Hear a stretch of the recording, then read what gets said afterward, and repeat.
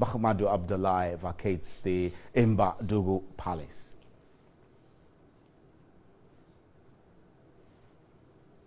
Right, Saani Adib is someone who understands the issues happening there. He's executive director of the Jatikay Center for Human Development and Peace Building, and he joins me in the studio. Good evening. Very sad. We were discussing this a couple of days back, and now it's becoming problematic with one person shot dead. Exactly. Do you foresee an end to it before the funeral on January 11th? Well, I must state that I've spoken with a number of people on the ground in Yendi, and the situation is very tense. And like one rightly put it, we are at our trying times in Yendi, and it's a do or break affair for the people of Yendi as we speak right now.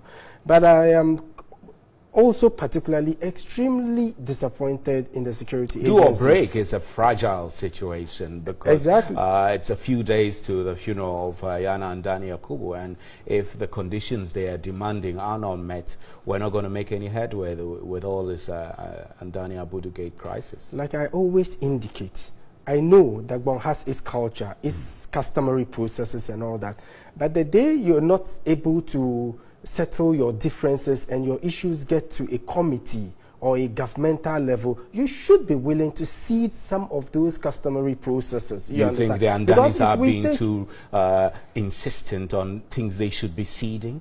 I've like lost vacating touch. the palace, See, the bowling lana? The fact is, I've even lost touch of the number of petitions that has gone to the Committee of Eminent Chiefs and the President since the funeral started.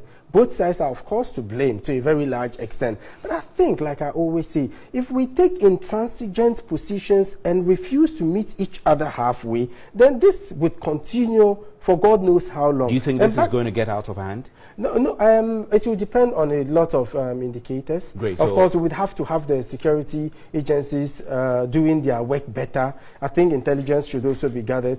My brother, if you know how these chiefs move from Tamale, sometimes into Yendi when it's time for these funerals, you can imagine the number of vehicles in the convoy, the number of people, and I'm sure some of them take advantage of the situation. Instead of to carry the muskets, they rather carry some assault rifles, and because of the large number, they flout all sorts of road regulations, and I don't think any police checkpoint would be able to stop them or subject them to any sort of checks. That is why intelligence gathering is very key in this regard, because the information I'm receiving on the ground is... You keep talking about intelligence, seriously, but if intelligence, at this crucial moment, what kind of intelligence could have averted this happening itself? I mean, you decided to pelt the Sanerigu chief as he made his way into Yendi. That couldn't have been easily picked up by intelligence prior to it happening. I tell you what.